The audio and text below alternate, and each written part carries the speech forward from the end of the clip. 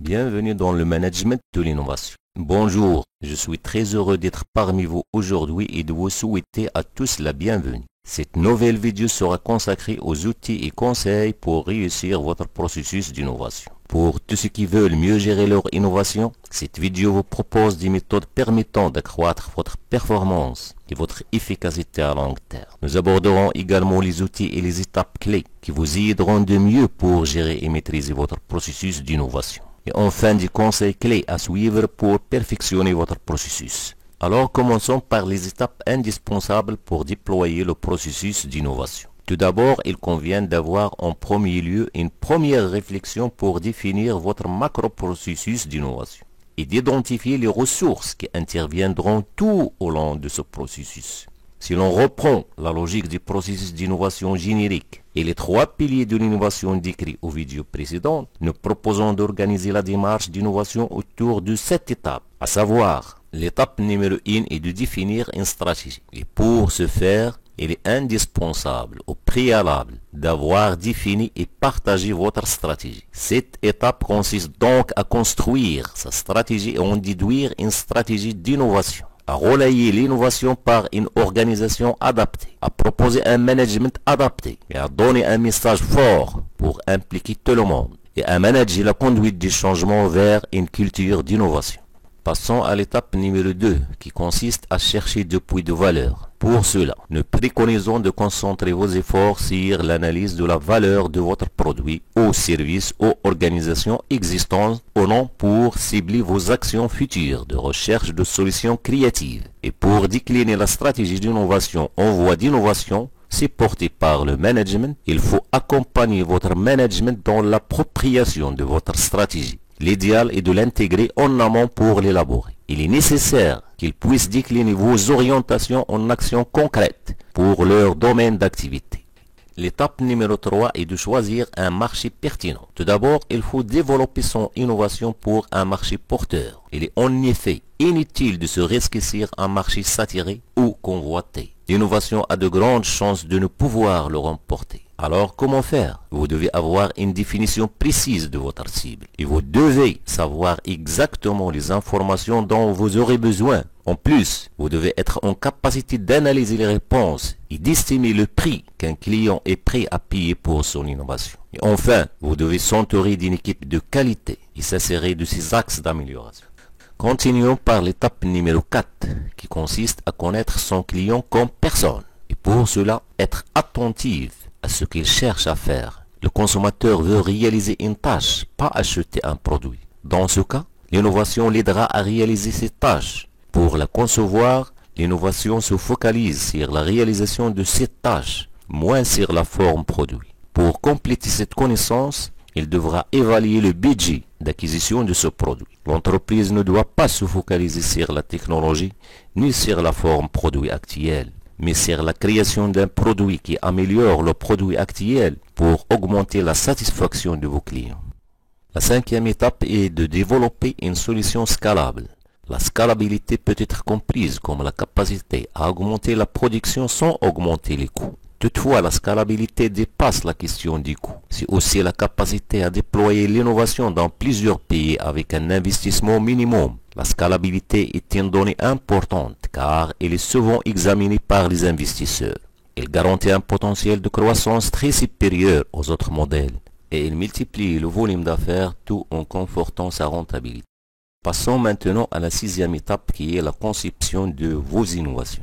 L'innovation n'est rien, n'existe pas si elle n'est pas concrète. L'innovation doit être confrontée aux réalités techniques, aux contraintes de faisabilité. La conception est donc un élément essentiel de votre processus d'innovation.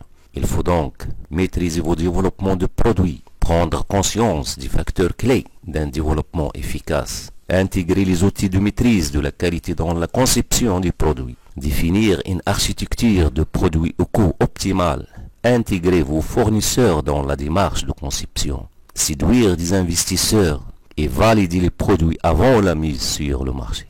Et enfin, la septième étape qui est l'appropriation de vos innovations. Comme vous savez, la socialisation de vos innovations est le troisième pilier de l'innovation. Et c'est l'un des plus négligés dans le domaine technologique. Pour autant, Une innovation n'existe que si elle est acceptée, appropriée par son destinataire. Et pour favoriser la réussite de cette étape, il convient d'avoir une approche amont des risques de rejet. Anticiper et minimiser les risques de rejet. Impliquer la fonction marketing opérationnelle, ou plutôt avec leurs collaborateurs du marketing stratégique. Valoriser au maximum vos innovations.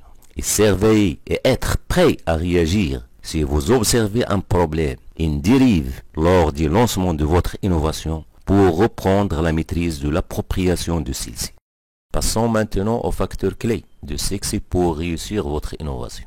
Il existe un certain élément et des bonnes pratiques à mettre en œuvre rapidement pour innover. Il faut d'abord piloter le processus d'innovation. En effet, les principaux risques d'échec d'une démarche d'innovation proviennent du manque de robustesse et de rigueur dans la définition et le pilotage du processus d'innovation.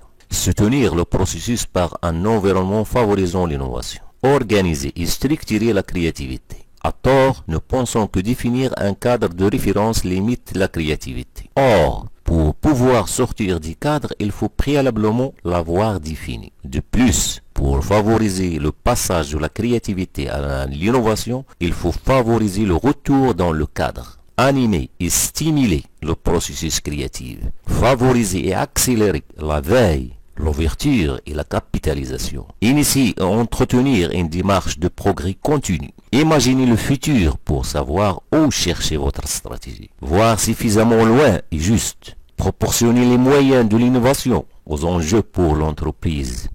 Planifier une stratégie de recherche et développement en phase avec vos intérêts d'innovation. Disposer d'une démarche prospective, structurée et outillée. Piloter et organiser le renouvellement du portefeuille produit-marché. Adapter son comportement et son style de management pour faire réussir l'innovation et faciliter le développement d'une culture de l'innovation. En plus, insuffler les valeurs, satisfaction client, initiative, rupture, cash, et avoir une vision business et économique, tout en préservant l'aspect technique de vos démarches. Il faut aussi mettre en place une politique d'intéressement et disposer de lieux et occasions de dialogue et de collaboration pluridisciplinaire. Considérez la communication comme un élément structurant de votre organisation et savoir transformer rapidement les idées en innovation rentable. Décloisonner et financer la recherche et développement, marketing, production. Aussi, il faut équilibrer entre les activités exploratoires et les développements. Réutilisation des investissements de développement. Acquérir et partager les connaissances pertinentes pour trouver à temps les meilleures idées. Et enfin, maîtriser les nouvelles informations à traiter qu'une démarche d'innovation demande. Alors les risques pris pourront être managés. Et je termine en disant que dans la vie, il y a deux catégories d'individus. Ceux qui regardent le monde tel qu'il est et se demandent pourquoi, et ceux qui imaginent le monde tel qu'il devrait être et qui se disent pourquoi pas. À retenir que l'innovation, ce n'est pas un flash de génie. C'est une situation qu'on choisit parce qu'on a une passion brillante pour quelque chose.